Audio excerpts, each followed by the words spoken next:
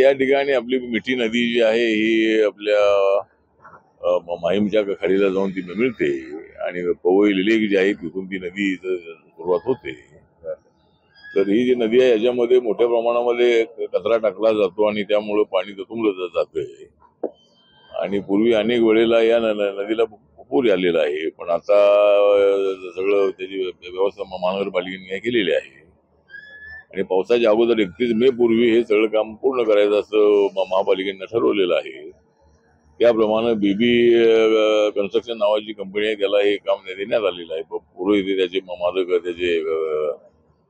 मालक आहे आणि हे काम 31 मे पर्यंत पूर्ण करण्याचं सांगण्यात आलेलं आहे. तर जाधव नावाचे अधिकारी इथं माझ्यासोबत आहे, त्यांनी तर सांगितलं हे काम मोठ्या प्रमाणामध्ये सुरू आहे आणि संपूर्ण जो काळ आहे संपूर्ण नदी स्वच्छ करण्याचं काम सुरू आहे. पुन्हा मुंबईमध्ये पाणी तुंबणार नाही याची खबरदारी घेण्याचा प्रयत्न आहे.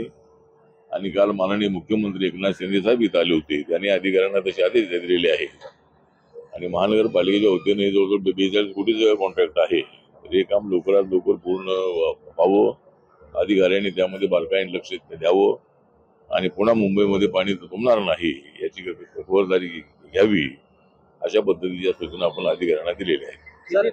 प्रत्यक्षात अजून कागदोपत्री फक्त नालेसफाई झाल्याचं दिसून येत आहे. मुळात अजून खूप असे बहुतेक नाले आहेत उपनगरात जिथे अजून नालेसफाई झाली नाही. तर या अधिकाऱ्यांवरती काही कारवाई वगैरे किंवा काही पुढे मला असं वाटतं की अधिकाऱ्यांनी लक्ष देऊन काम करणं अत्यंत आवश्यक आहे. महानगरपालिकेकडे बजेट आहे आणि मिठी नदी सोबत इतरही जे छोटे मोठे नाले आहे त्यांची नाले सफाई होणं अत्यंत आवश्यक आहे.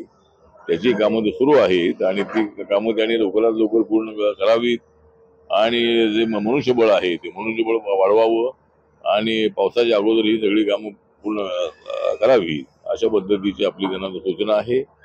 आणि मुंबईमध्ये लोकांना त्रास होणार नाही. मुंबईचा पाऊस हा मोठ्या प्रमाणामध्ये असतो आणि पुन्हा पाणी तुंबणार नाही याची खबरदारी आपण सर्वांनी घेणं अत्यंत आवश्यक आहे. अनिल परब यांनी टीका केली आहे सफाईवर, नाले सफाईवर.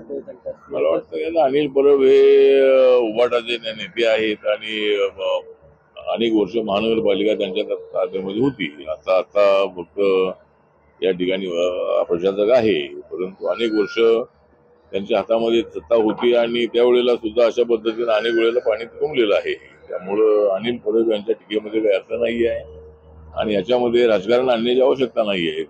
त्यांना महानगरपालिकेने काम लवकर पूर्ण करावं अशी अपेक्षा करायला हरकत नाही आहे. परंतु अनिल परब यांच्या टीकेमध्ये त्याचा अर्थ नाही. संजय राऊतांनी सामनावरून असं लिहिलं की गडकरी यांना पाडण्यासाठी मोदी, शहा आणि फडणवीसांनी प्रयत्न केले होते.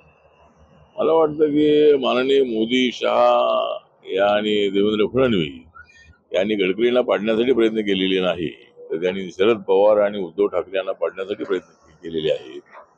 आणि संजय राऊत हे तसे साहित्यिक आहेत, ते पत्रकार आहेत, संपादक आहेत, त्यांना लिहिण्याचा अधिकार आहे. परंतु गैरसमज पसरवण्यासाठी त्यांनी अशा पद्धतीचं विधान केलेलं आहे किंवा त्यांनी असे आपल्या लेखामध्ये आपली भूमिका मांडलेली आहे.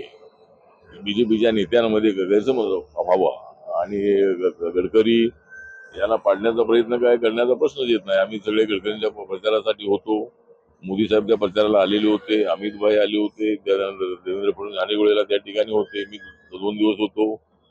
त्यामुळे गडकरींना पाडण्याचा प्रयत्न हे लोक यांनी केलेला आहे अशा आरोपामध्ये बिलकुल तथ्य नाही.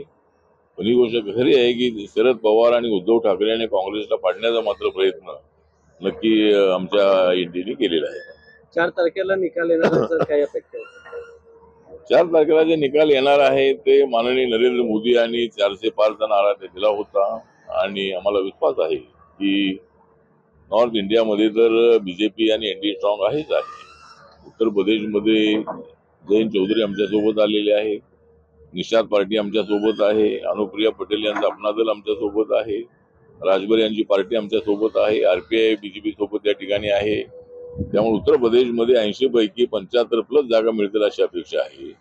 महाराष्ट्रामध्ये जर आपल्याला पाहायचं असेल तर या ठिकाणी कॉम्पिटिशन मात्र जोरदार आहे आणि आम्ही सुद्धा अत्यंत चांगल्या पद्धतीने फाईट आम्ही दिलेली आहे. चांगले उमेदवार आम्ही दिलेले होते आणि त्यामुळे आम्हाला खात्री आहे की मुंबईमधल्या 6च्या 6 जागा आमच्या निवडून येतील आणि महाराष्ट्रामध्ये 35 ते 40 पर्यंत जागा आमच्या निवडून येतील अशी आम्हाला अपेक्षा आहे आणि देशामध्ये आमच्या 350 ते 400 पर्यंत जागा येतील असा आम्हाला विश्वास आहे. एबीपी माझा, उघडा डोळे बघा नीट.